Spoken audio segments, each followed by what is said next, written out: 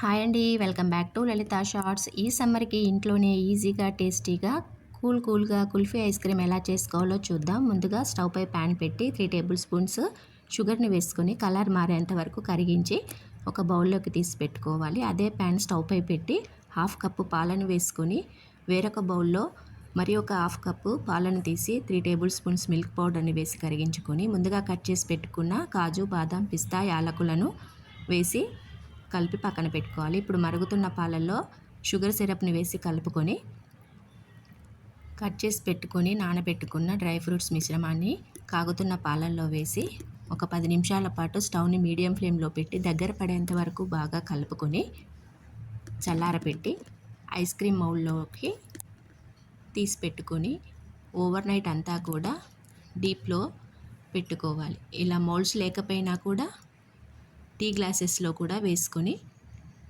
Over night అంతా పెట్టి కూల్గా కుల్ఫీ ఐస్ క్రీమ్ సర్వ్ చేసుకోవడమే. ఎంతో టేస్టీ అండ్ హెల్దీ అయిన కుల్ఫీ ఐస్ క్రీమ్ రెడీ. మీరు కూడా తప్పకుండా ట్రై చేయండి. నచ్చితే లైక్ చేయండి, షేర్ చేయండి, కమెంట్ చేయండి. సబ్స్క్రైబ్ చేయడం మాత్రం మర్చిపోకండి. Thank you for watching.